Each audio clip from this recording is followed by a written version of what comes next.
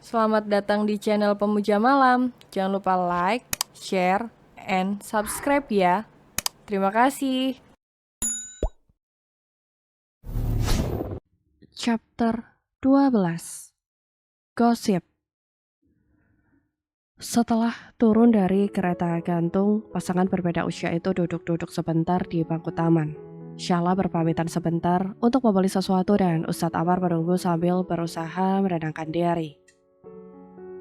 Angin sepoi-sepoi yang menerpa wajah membuatnya merasa damai. Nih, Syahla muncul dengan es krim di kedua tangannya. Om suami yang coklat, saya yang stroberi. Ustadz Amar mengernyitkan dahi. Es krim. Heeh, Syahla menjilati es krimnya. Waktu TK, saya pernah nangis ketakutan karena diajak naik biang lala. Setelah turun dari sana, saya dibelikan es krim sama Abah. Dan alhasil, sampai sekarang saya nggak takut ketinggian lagi. Ustadz Amar menggeleng-gelengkan kepalanya. Kamu menyamakan saya dengan diri kamu waktu TK. Loh, siapa tahu kan? Syahla mengangkat bahu. Terlepas manjur atau tidak, es krim kan tetap enak dimakan. Ustadz Amar tidak berkata apa-apa lagi. Ia akhirnya memakan es krim itu, lagi pula sudah terlanjur dibeli kan. Sedang asyik-asyiknya menikmati es krim, Ustadz Amar mendengar suara orang cekikikan dari arah samping. Ia menolehkan kepala dan menangkap basah istrinya, sedang berusaha menahan tawa. Apa yang lucu? Wah, pertanyaan itu malah membuat tawa Syahla meledak. Maaf, saya tiba-tiba teringat ekspresi Om Suami saat di atas tadi. Wajah Ustadz Amar merah padam. Jangan ketawa. Syahla masih tidak bisa meredam tawanya, membuat Ustadz Amar memasang wajah kesal. Syahla menyadari kalau ia sudah berlebihan. Buru-buru berdeham untuk menghentikan mulutnya sendiri. Maaf Om Suami, saya cuma merasa lucu aja. Soalnya selama ini image seorang Ustadz Amar di mata saya itu adalah Ustadz yang galak luar biasa. Jadi saya takjub melihat sampean bisa teriak ketakutan seperti tadi. Ustadz Amar sebenarnya hanya berpura-pura kesal saja, padahal sejatinya dia malu karena menunjukkan kelemahannya di depan istrinya sendiri. Tapi ia tidak bisa mengakuinya begitu saja. Kalau kamu merasa bersalah, kasih saya hadiah. Hadiah? Hadiah apa? Kan saya sudah belikan es krim. Gak cukup. Ustadz Amar meraih tangan Syahla dan menyatukan jari jemari mereka. Begini baru cukup. Syahla terbelalak kaget. Ia buru-buru melepaskan tangan mereka dan mundur menjauh. Apa-apaan sih? Kenapa pegang-pegang? Di perjanjian poin 1 kan? Yang tadi pegang tangan saya duluan siapa? Ustadz Amar menjawab santai. Padahal waktu di kereta gantung tadi kamu sendiri yang minta saya pegang tangan kamu. Itu kan karena... Sebentar saja, Ustadz Amar meraih tangan sang istri. Anggap saja impas. Syahla tidak mampu menjawab karena jantungnya sudah berdebar tak karuan. Tunggu, kenapa jantungnya berdebar-debar? Sebentar, Ustadz Amar mengangkat tangannya yang lain ke wajah Syahla. Muka kamu kotor. Seakan tidak membuang kesempatan, Ustadz Amar mengusap ujung bibir Syahla yang terkena noda es krim. Selama itu, Syahla merasa dunianya berhenti berputar, menyisakan detak jantungnya yang berdebar semakin cepat mengikuti sentuhan Ustadz Amar.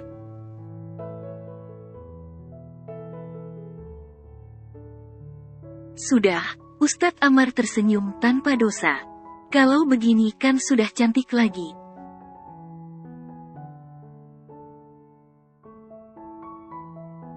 Setelah berkata begitu, Ustadz Amar berjalan pergi begitu saja.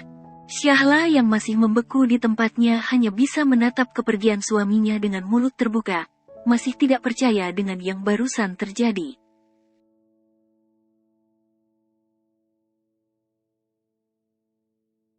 Dasar Ustadz gila, teriak Syahla setelah kesadarannya kembali.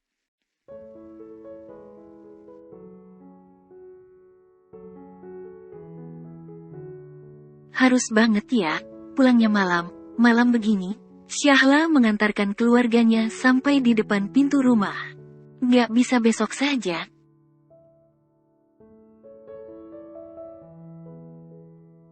Jadwal penerbangan kami malam inilah, Gus Sahil yang menjawab. Lagian besok Mas sudah sibuk.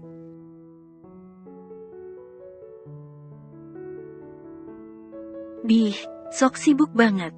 Syahla mencibir. Nggak kasihan apa Aisyah lagi enak tidur diajak pergi?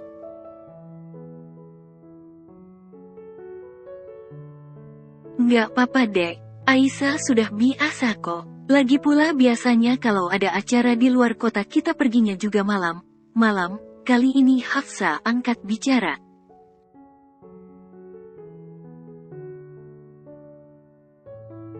Tapi kan aku masih kangen sama kalian. Syahla memeluk Uminya dengan tidak rela. Nanti Umi bakalan kesini lagi kan?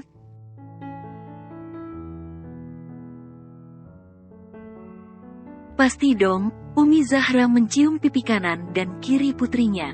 Belajar yang benar, biar cepat lulus.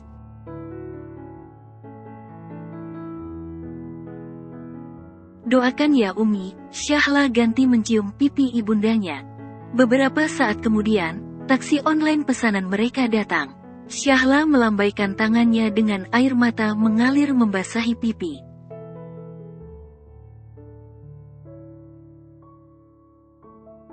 Sudah yuk, masuk, ajak Ustadz Amar setelah mobil taksi itu menghilang dari pandangan. Sambil sesenggukan, Syahla mengikuti suaminya masuk ke dalam rumah. Ia kemudian mengernyitkan dahi ketika Ustadz Amar masuk ke dalam kamarnya.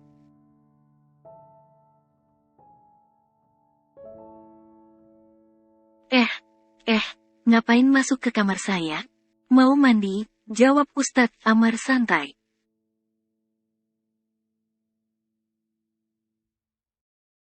Kan mandinya bisa di kamar om suami sendiri. Baju saya kan di lemari kamu semua Syahla. Ustadz Amar menoleh sebentar sebelum masuk ke kamar mandi.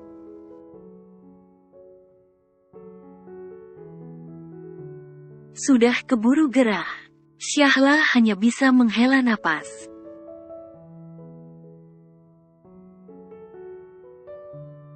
Nanti bajunya langsung dipindahin semua ya, saya mau ngerjain tugas.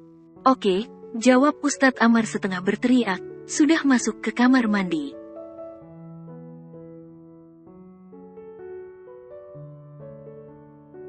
Selama beberapa menit, Syahla tampak fokus mengerjakan tugasnya di atas ranjang.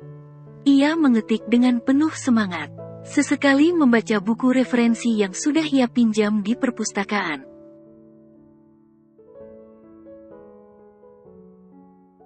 Pintu kamar mandi terbuka. Mau tidak mau, tatapan Syahla langsung menuju ke arah kamar mandi. Alangkah terkejutnya ia melihat suaminya keluar hanya menggunakan handuk yang melilit pinggangnya.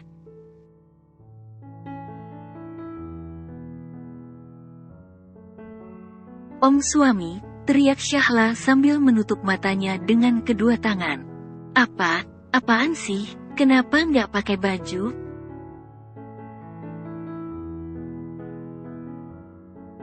Kan bajunya ada di lemari. Ustadz Amar tampak slow saja menjawab. Tanpa memperdulikan Syahla, Ustadz Amar mulai membuka handuknya.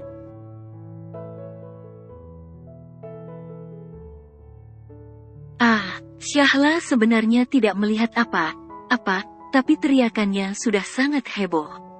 Masih dengan tangan menutup kedua matanya, ia berlari keluar kamar dengan terburu-buru.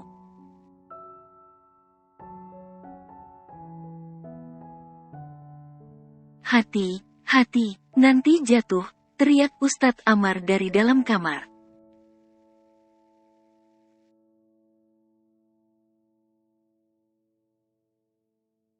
Esoknya, mereka sudah kembali disibukkan dengan aktivitas masing-masing.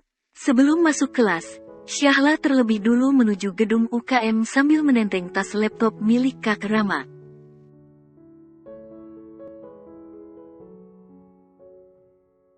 Seperti janjinya pada Ustadz Amar, dia akan segera mengembalikan benda itu ke pemiliknya.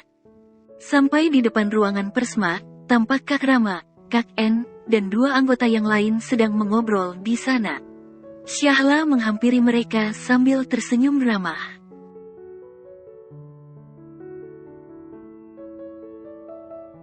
Pagi Kak En, Kak Rama, Kak Hasan, Widya, Syahla menyapa satu persatu orang di sana. Hai, Kak Rama menjawab sapaannya dengan senyum lebar.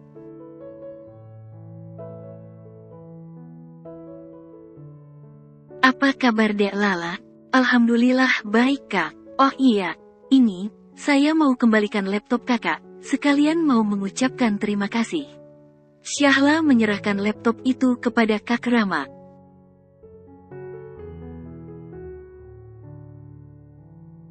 Loh, memangnya tugas Dek Lala udah selesai? Kayaknya baru pinjam 2 hari yang lalu deh. Sudah Kak, saya sudah ada laptop lain.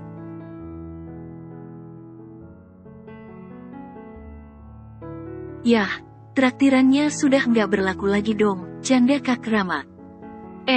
Kalau itu masih Kak, nanti kapan saya traktir, sama yang lain juga.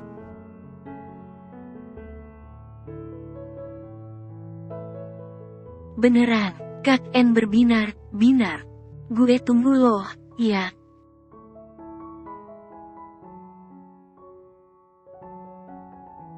Siap Kak, Syahla menganggukkan kepalanya.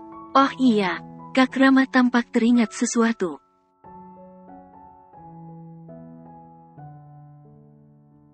Soal wawancara sama Pak Amar, Syahla menahan napasnya saat nama itu disebut.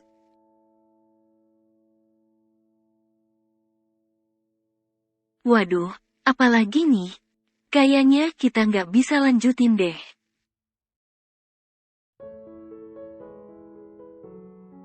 Syahla menghela napas lega, berbeda halnya dengan anggota lain yang tampak heran. Loh, kenapa Ram? Kan gue udah bikin daftar pertanyaannya, protes Kak En.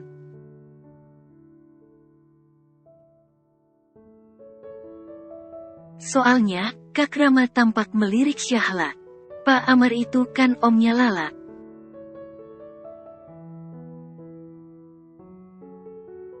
Hah, yang bener, ketiga orang itu tampak terkejut. Serius lah, kok lo nggak ngomong sama kita?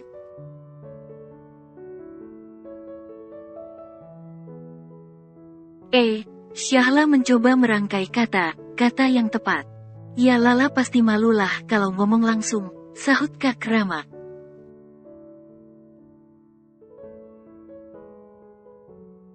Makanya gua udah bikin rencana baru. Ada mahasiswa yang kemarin baru dapat juara 1 lomba debat nasional. Gue udah hubungi dia dan dia mau diwawancara.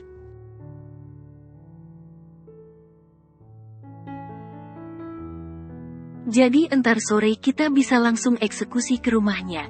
Syahla dan yang lain menganggukkan kepalanya. Sebagai ketua organisasi, Kak Rama memang sangat cekatan dalam bekerja.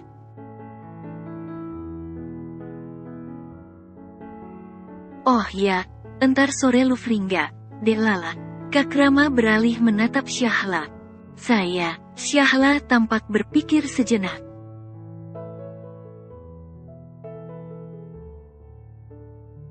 Kalau sore sih, free Kak.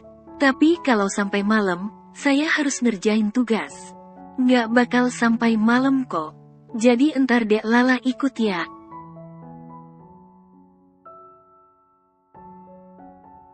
Hah, tidak hanya Syahla. Kak En yang mendengar ucapan Kak Rama juga merasa heran. Saya kan masih baru Kak. Apa nggak malah ngerepotin?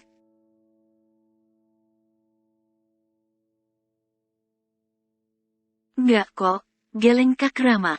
Justru karena anak baru makanya harus sering ikut kegiatan. Biar bisa.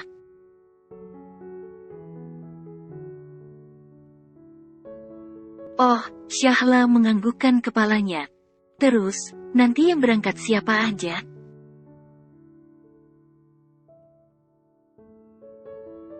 Biasanya berdua cukup sih. Cuma, Karena Dek Lala masih baru, jadi N juga ikut.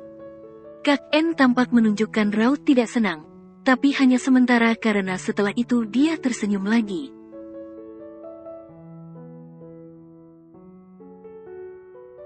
Nanti sore kita tunggu di sini ya lah. Oke Kak, Syahla menganggukkan kepalanya menurut.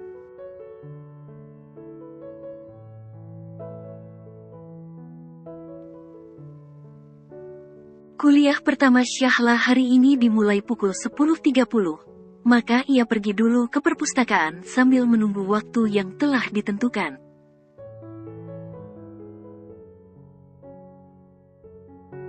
Sepuluh menit sebelum kelas dimulai, Syahla keluar dari perpustakaan dan berjalan menuju ke kelas. Sesampainya di kelas, dia menyadari tatapan orang tertuju padanya.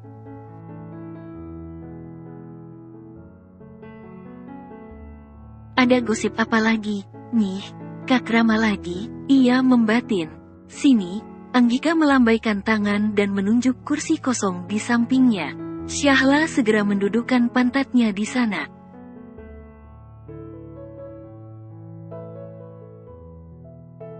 Ada apa sih? Syahla mulai risih karena tatapan orang semakin lekat padanya. Oh, gue tadi denger gosip kalau lo itu keponakannya dosen ganteng di fakultas sebelah.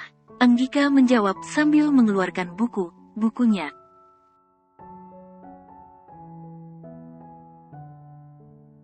Hah, gosipnya udah sampai sini? Syahla terkaget-kaget. Bukannya mereka baru membicarakan hal itu tadi pagi di depan para anggota Persma saja?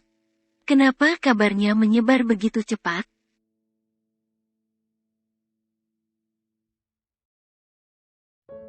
Emangnya itu benar? Anggika merasa penasaran setelah mendengar respon Syahla. Dengan ragu, Syahla menganggukkan kepalanya.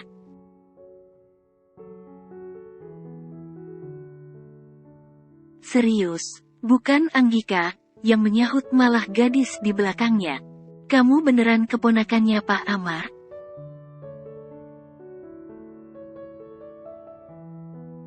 Suara gadis itu terlalu keras sampai seluruh isi kelas mendengar.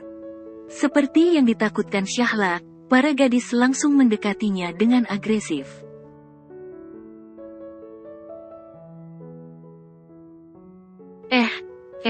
Gue titip salam dong. Om lo udah punya istri belum? Kenalin ke gue dong.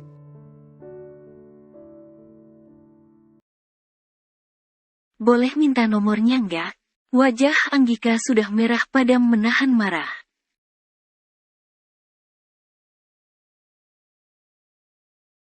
Berisik kalian semua, bubar sana. Para gadis tampak mundur perlahan. Lagi menampakkan wajah tidak suka pada Anggika.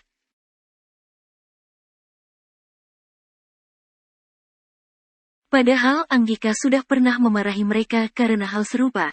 Tapi tetap saja gadis itu tidak ada kapoknya. Syahla sendiri sudah menutup wajahnya frustasi. Kacau sudah, kali ini kebohongannya sudah menyebar ke seluruh kampus.